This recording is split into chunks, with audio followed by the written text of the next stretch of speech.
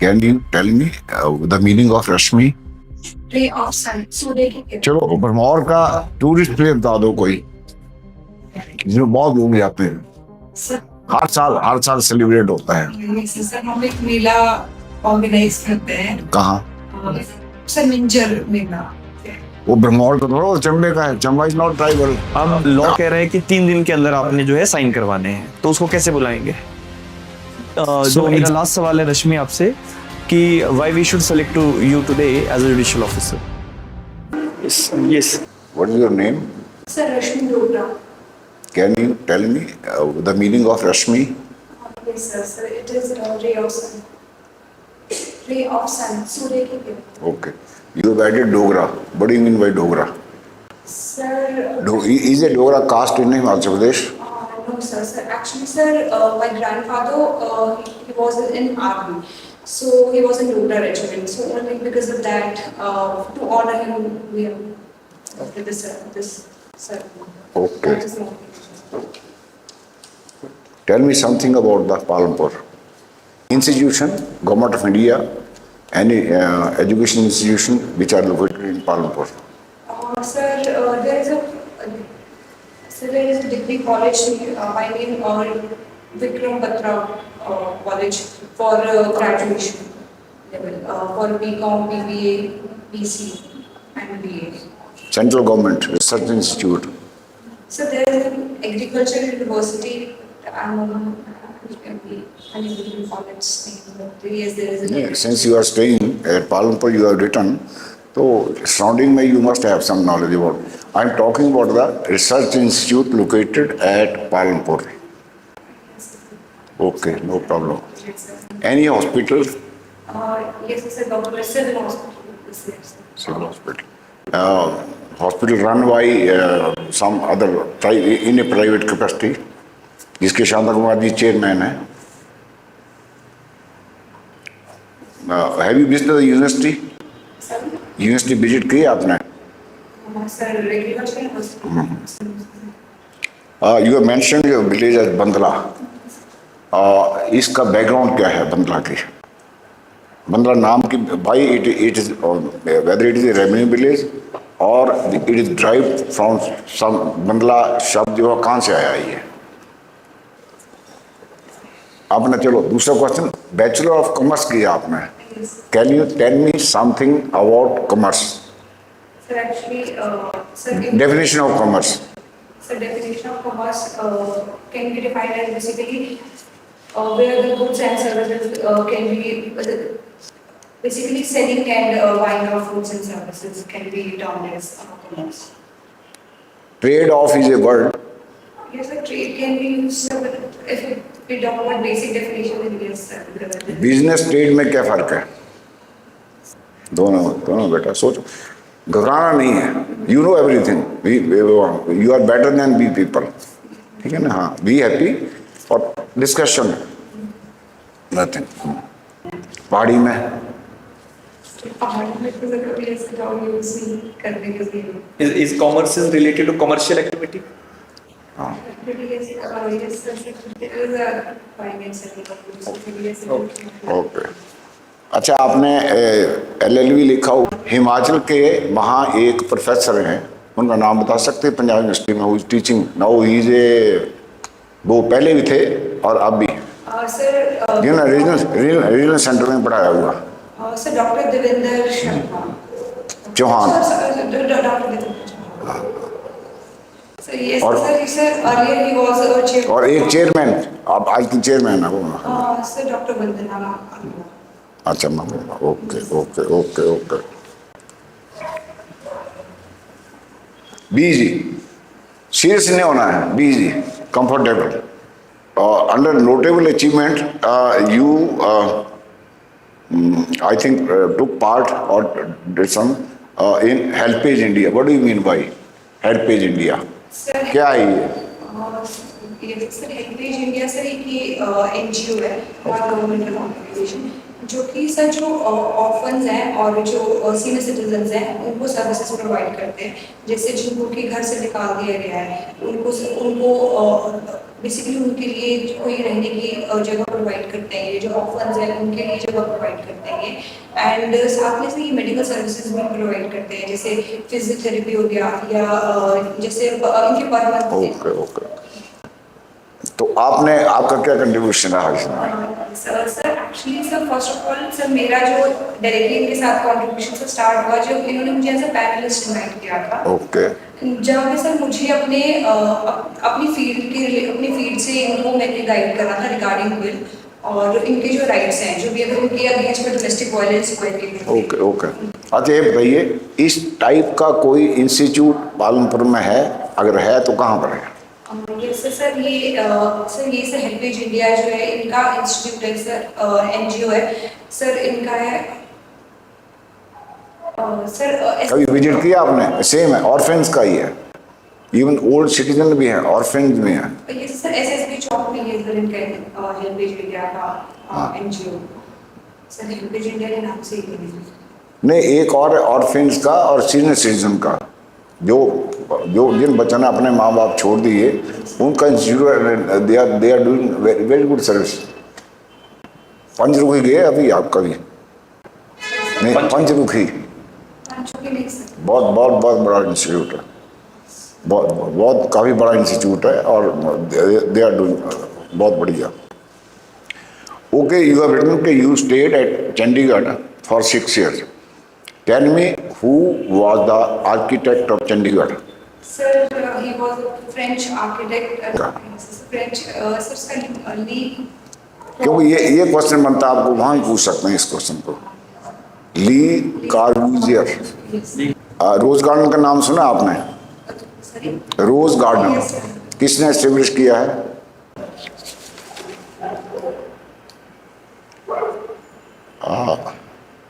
I think you belong to ST background. कहाँ से आए हैं आप लोग, पता कुछ?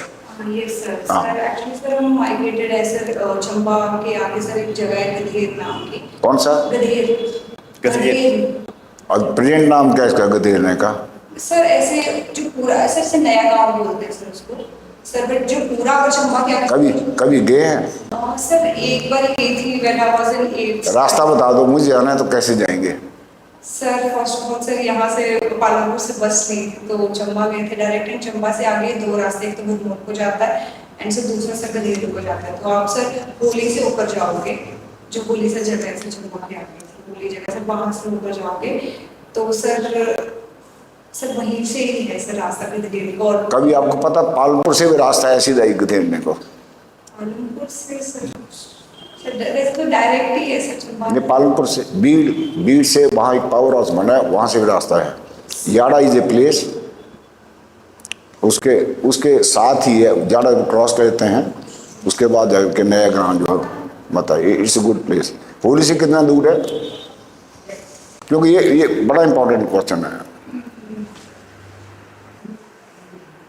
सीएम साहब का किससे झगड़ा हो गया, मान लो किसी गांव वाले से झगड़ा हो गया, पुलिस ने दोनों को अरेस्ट किया, ब्रॉड बिफोर यू, आपके पास ले आए, आप किस ढंग से उस केस को डील करोगे? Sir first of all sir मैं ये चीज़ देखूंगी कि ये मेरे मतलब मैं कॉग्निजेंस ले सकती हूँ, मतलब बेसिकली मेरे जुरिस्डिक्शन है।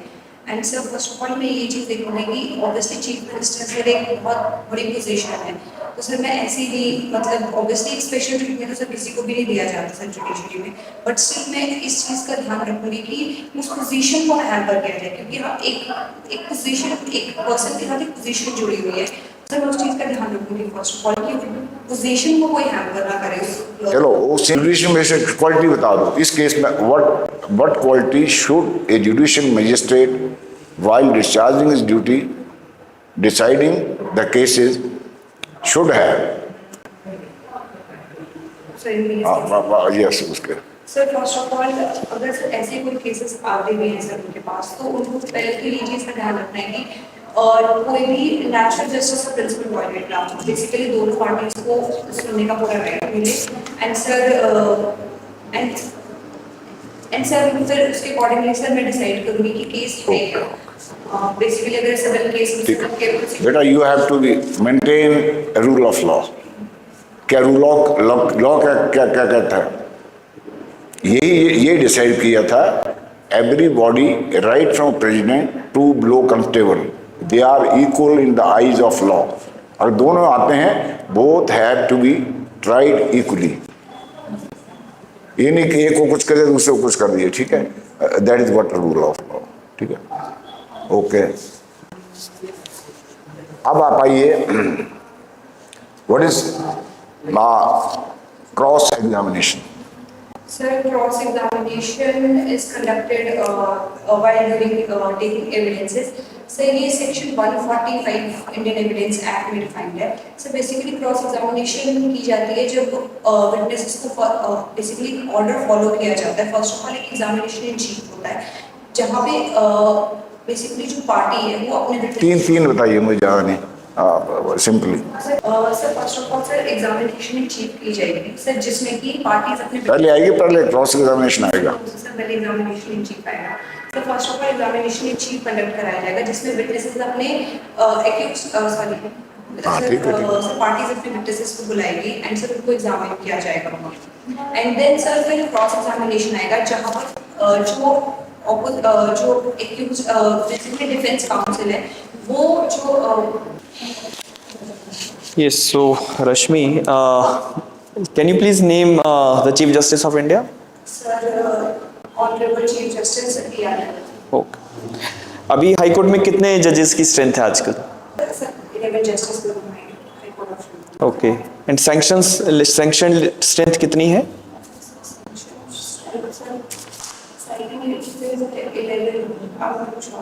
आर यू अवेयर कि अभी दो नए मेंबर्स बार के जो है उनको एलिवेट किया जाएगा हाई कोर्ट में? Are you aware of the names of them? No? Okay, जी सर। इस एरिया कोई जज है हाई कोर्ट में, तो नाम बता सकते हैं? ठीक। सो रश्मि, जस्ट टेल मी कि लेट्स सपोज आपके पास एक कंप्लेंट केस आया है, तो कंप्लेंट केस में प्रोसीडिंग कैसे चलेगी? सर कंप्लेंट केस में प्रोसीडिंग सर सेक्शन 200 में proceedings complaint to magistrate define की हुई है। Sir first of all sir जो मैजिस्ट्रेट है सर वो कंप्लेनेंट और विटनेसेस दोनों को एग्जामिन करेगा ऑन ओथ एंड सर उसको राइटिंग में उनकी स्टेटमेंट्स को किया जाएगा एंड दोनों के witnesses as well as complaint के साइन होंगे एंड सर मैजिस्ट्रेट के भी साइन होंगे इस स्टेटमेंट में। ठीक है। And sir after that sir magistrate के पास बेसिकली पावर दी हुई है अंडर सेक्शन 202, जहाँ पे सर इशू ऑफ प्रोसेस को सर बेसिकली आप मतलब इशू प्रोसेस को थोड़ा टाइम रोक के सर वहाँ पे आप इंक्वायरी कंडक्ट करा सकते हैं मैजिस्ट्रेट। सर इंक्वायरी उन केसेस में की जाएगी जहाँ पे सर जो एक्यूज्ड है आउट ऑफ जुरिसडिक्शन सर वहाँ पे मैंडेटरी है एंड डिस्क्रिशनरी है अगर एक्यूज्ड अगर तो ठीक है। तो लेट्स सपोज मैजिस्ट्रेट को कॉग्निजेंस लेना है कंप्लेंट पे और नए क्रिमिनल लॉ के बेसिस पे लेना है, क्योंकि let's suppose you got selected तो आपको तो नए क्रिमिनल लॉ के बेसिस पे ही कंप्लेंट्स आएंगी। सो आप कॉग्निजेंस लेने से पहले कुछ काम करोगे या सीधा कॉग्निजेंस ले लोगे?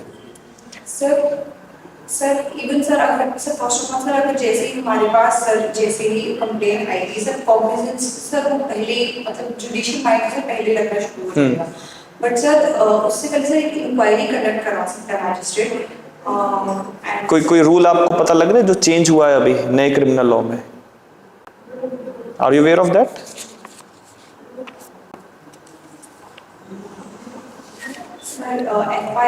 No. With respect to complaint case, are you aware of any rule which is changed? जो corresponding provision है section 200 का नए क्रिमिनल लॉ में BNSS में कोई चेंज हुआ है उसमें? You have not gone through with that? Okay. उसको देख लेना, right? Can you please tell me section number 101 evidence act में क्या है? Sir, it talks about burden of proof. Burden of proof और ओनस ऑफ प्रूफ में क्या फर्क है? Sir burden of proof basically बात करते हैं कि आप पूरा एंटायर जो बेसिकली बर्डन है केस को प्रूव करने का वो प्रोसिक्यूशन के ऊपर होगा एंड इसलिए शिफ्ट नहीं होता है.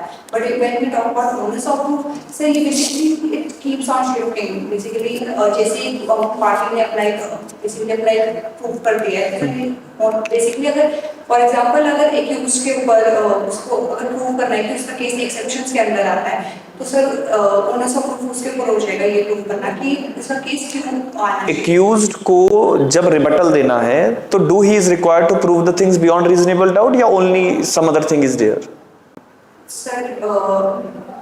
सर ड्यूरिंग सर एक्सेप्शंस के केस या let's suppose accused want to take the case in exceptions और प्राइवेट डिफेंस, तो उसको किस तरह से उसको प्रूव करना है? बियॉन्ड रीजनेबल डाउट या कुछ और करेगा वो? Sir in cases of exception and even in defence cases sir beyond reasonable doubt का प्रिंसिपल से यहाँ पे नहीं लगेगा, यहाँ पे प्रीपॉन्डरेंस ऑफ प्रोबेबिलिटी का.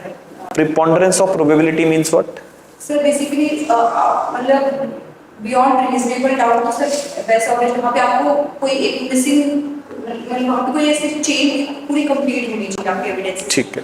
But in case of preponderance of probability sir basically 50-50% sir.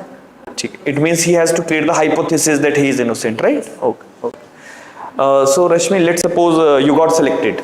So हमारी कोर्ट्स में तो केसेस बहुत पेंडिंग है, बहुत पेंडेंसी है, तो आप क्या करोगे ऐसा जिससे पेंडेंसी को ओवरकम किया जाए?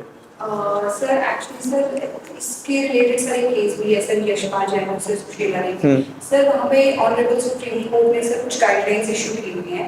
सर मैं उनको ही कोट करूँ अगर मैं उनको ही फॉलो नहीं, आप अपना तरीका क्या अडॉप्ट करेंगे? Sir first of all sir मैं ये चीज़ इंश्योर करूँगी कि whether there is chance of settlement और not with the party. Sir अगर सेटलमेंट के चांसेस हैं तो सर मैं फर्स्ट ऑफ ऑल पार्टीज को एडीआर में रेफर करूंगी. ठीक है. सर अगर एडीआर में रेफर करके भी अगर पार्टीज का अगर जैसे रिजल्ट आता है कि कोई चांसेस नहीं सेटलमेंट के तो आई विल मेक श्योर कि as soon as possible sir framing of issues हो और ट्रायल स्टार्ट हो. And I will also make sure कि जो समन्स इशू किए जा रहे हैं डिफेंडेंट को इवन विटनेसेस को वो भी सर ऑन टाइम हो एंड पार्टीज को ऑन टाइम विटनेसेस. तो ई समन्स का कॉन्सेप्ट है, how you will go for E summons?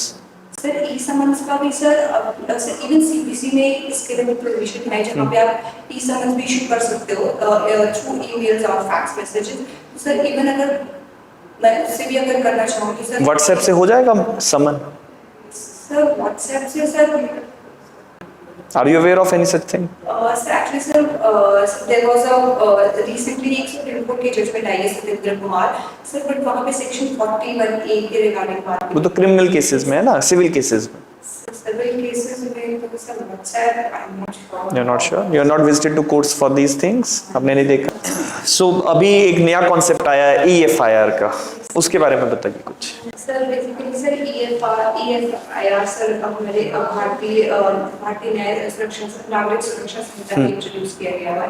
Sir इसमें आप FIR जो है वो इलेक्ट्रॉनिक मोड के थ्रू भी रजिस्टर कर सकते हो, बट आपको विद इन 3 डेज के अंदर आपको बेसिकली फिजिकली आपको उसको वेरीफाई करना है. तो कैसे बुलाएंगे उसको, इन्फॉर्मेंट को कैसे बुलाएंगे? सर इन्फॉर्मेंट ने लेट सपोज अपनी जो कंप्लेंट है वो लॉन्च कर दी पोर्टल पे, अब लॉ कह रहा है कि 3 दिन के अंदर आपने जो है साइन करवाने हैं, तो उसको कैसे बुलाएंगे? I think police notice. तो नोटिस तो जाने में बहुत टाइम लग जाएगा. लेट सपोज मैंने एफआईआर लॉन्च की है, कंप्लेंट फाइल किया है, अब वो ई पोर्टल पे है, तो जब तक मेरे साइन नहीं होंगे उस पर फॉर्मल इन्वेस्टिगेशन नहीं होगा.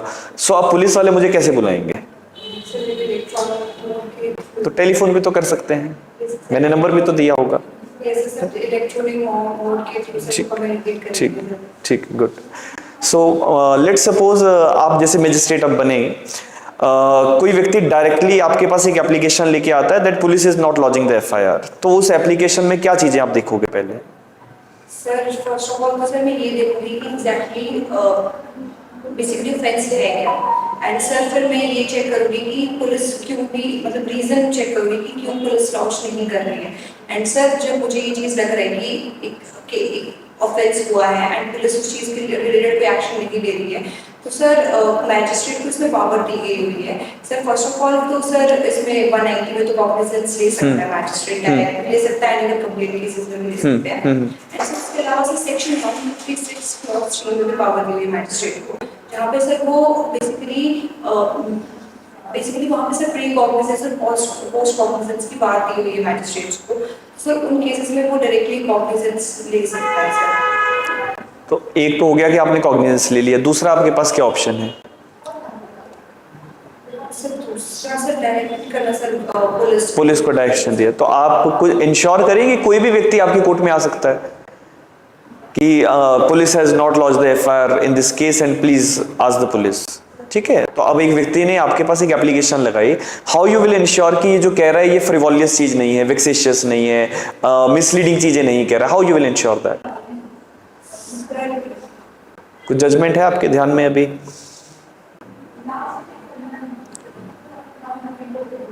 नो? एफिडेविट की रिक्वायरमेंट रहेगी वहां पे? सर एफिडेविट की रिक्वायरमेंट है सर उन केसेस में कि जो वहाँ पे complaint to magistrate. You have not gone through with new criminal laws?